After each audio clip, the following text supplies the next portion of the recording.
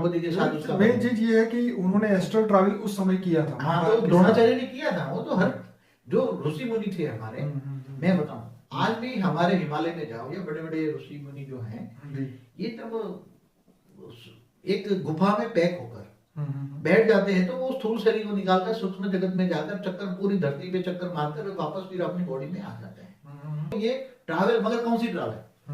तुम्हें क्या ये धरती पर घूमना है, ये धरती के अंतरिक्ष में घूमना है, या बाबू जी मैं प्रैक्टिकल ये जानना चाह रहा हूँ कि जब हम एस्ट्रल ट्रैवल, जैसे आप कई बार हमें बताते हैं कि आप अपने योग में यहाँ से आप ऊपर जाके ऐसे अनंत गैलेक्सियाँ देख सकते हैं समाधि अवस्था में जाके, तो मैं ये जानना चाह रहा हूँ कि उस समय हमारी आत्मा की क्या स्टेज होती है?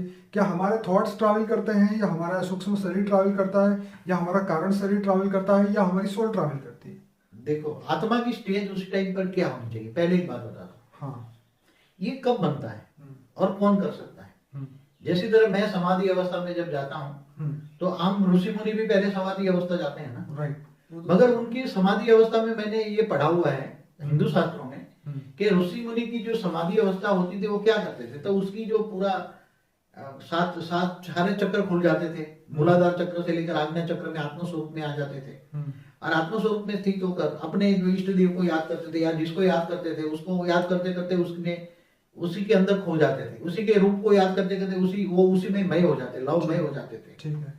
उसको अलग अलग स्टेज बताया गया, आत्मा की अलग अलग स्टेज है। तो आज्ञा चक्र से ऊपर जब स्टेज अच्छी बनती है तो उसका सहस्त्रागार खुल जाता है। और समाधि अवस्था में हिंदू शास्त्रों में कई ऋषि मुनियों ने अपना अनुभव लिखा है कि जब सहस्त्रागार, कोई भी आत्मा का सहस्त्रागार की स्टेज बन जाती है, सहस्त्रागार खुल जाता है, तो सहस्त्रागार में जितने सेल है इतने ब्रह्मांड है।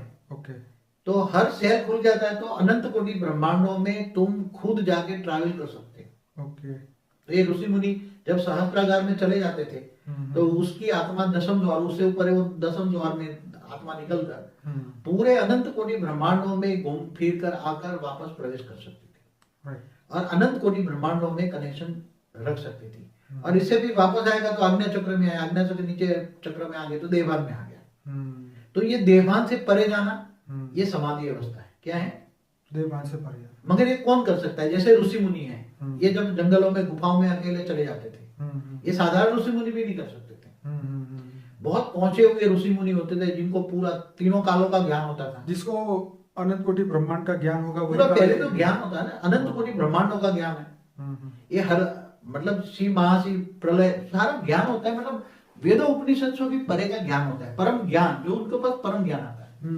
वो परम ज्ञान जब आत्मस्वरूप की स्टेज में आज्ञा चक्र जब खुल जाता है ना, जब